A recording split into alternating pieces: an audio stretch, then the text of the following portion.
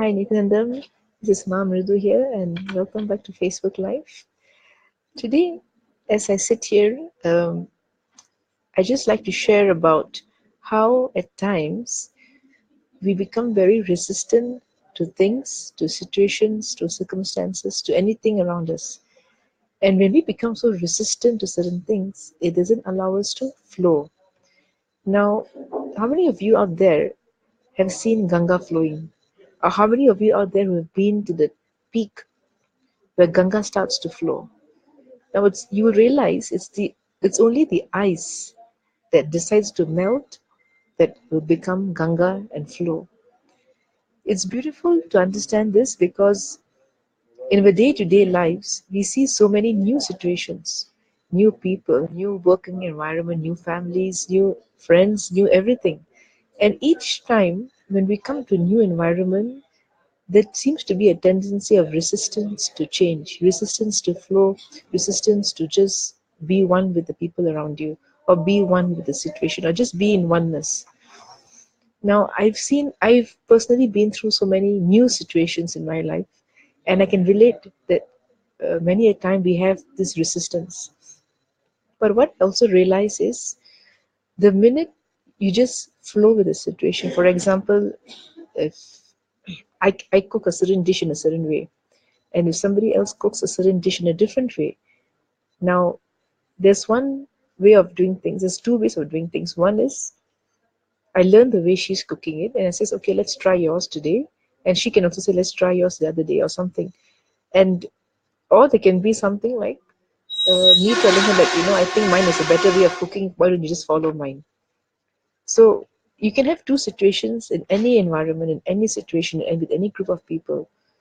But what I understood is the minute you let go and just be with the flow to learn new, to break the resistance of change, to do something different from what you're existingly doing, it will take you to the next level.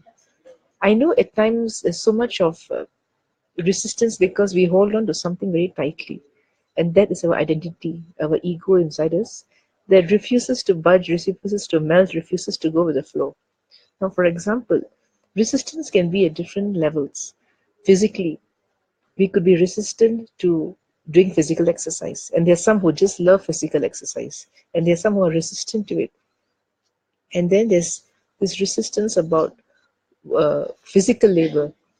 Most of us, or even in the regular world, are very used to sitting on the desk and sitting on the tables with the computers, with the gadgets and work.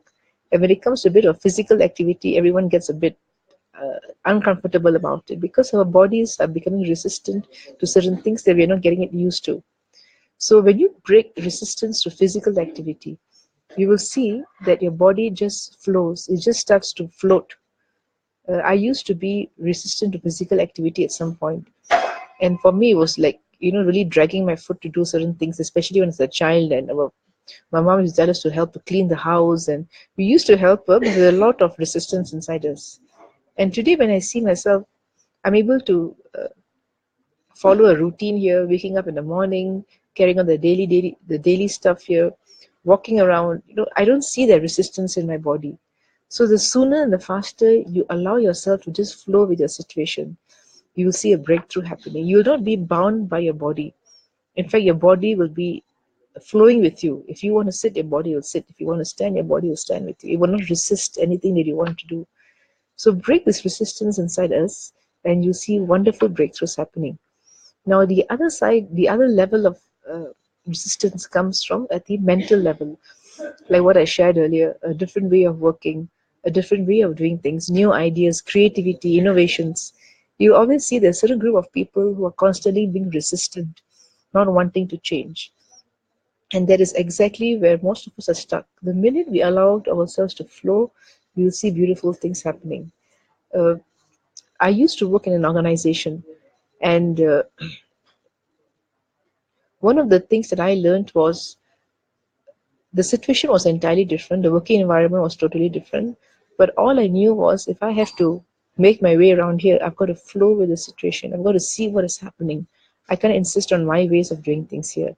I've got to flow and understand. And that's when I learned the best thing is you'll get people to work around you, you'll get to implement new systems only when you flow into the current situations, when you flow with them and understand how things are done, you will be able to break through them and get them to actually agree to the implementation or new ways of working.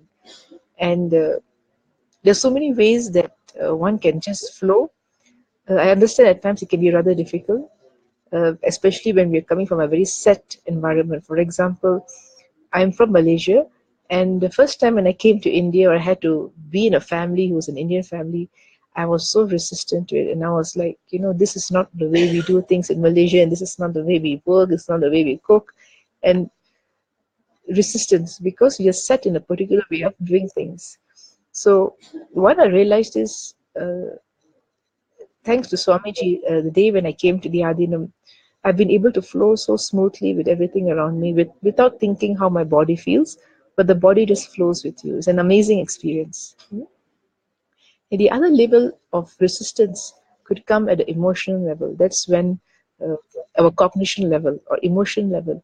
For example, if you're in a certain situation where you don't feel good about certain things and you feel sad, you feel withdrawn, and because of certain things are not in your favor.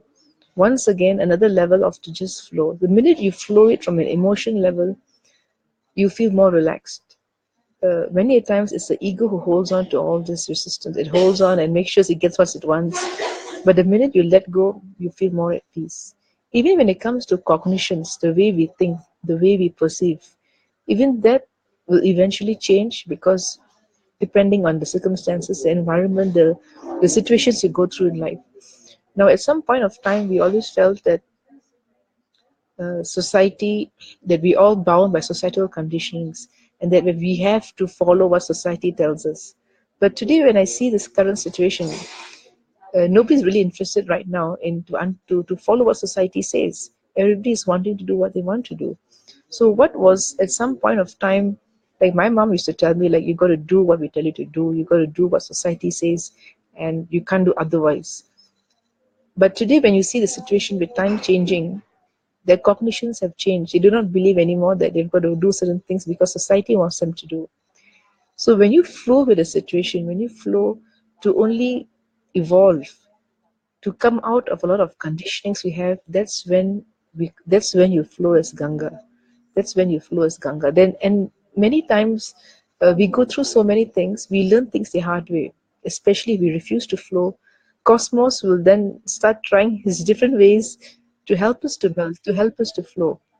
The best thing is the minute you feel you're in a new situation, a new environment, a new set of people, you just have to flow. Today, when I look at myself, a couple of, years back, I used to find it very hard to speak to people who I never knew, and I would just be silent and not say a word. And when someone asked me, "Why don't you speak to them?" I was like, "I don't know who they are. I don't know where they come from. I do not know what they like and they don't like."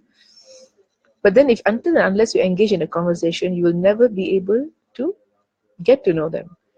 But today, when you ask me, I'm able to speak to anyone around here, interact with them, and not knowing their background, I can still engage in a conversation. That's amazing. That's a beautiful gift that I feel I have today, compared to a time when I used to be very dumbfounded when I speak to people.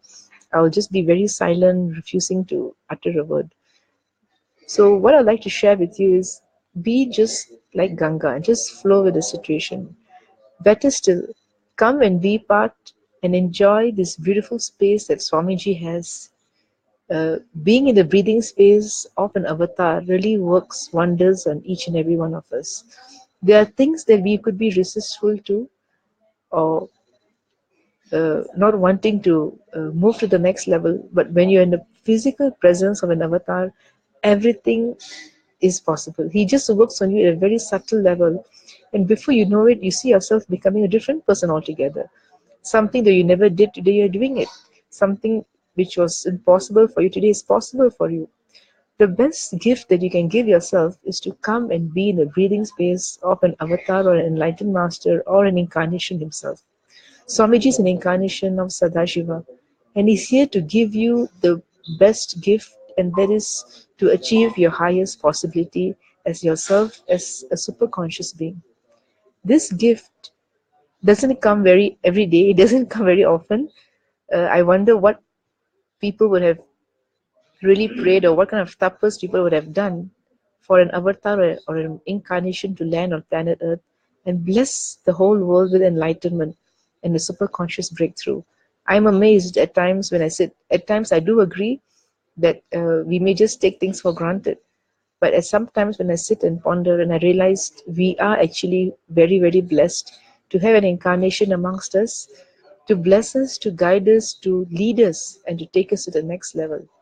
I would like each and every one of you to also take on and appreciate this beautiful gift that Cosmos has blessed us with. Come and be part of the Nityananda Sangha. In many ways, you can do that. Come through our programs. We have multiple programs that you can engage in, and you're sure to benefit in all aspects in terms of manifesting powers or get in getting initiations from Swamiji to understand yourself, and lots of healing will happen to you. I'll share more of this in my upcoming videos. So till then, just flow like Ganga and be blissful. Nityanandam, blessings.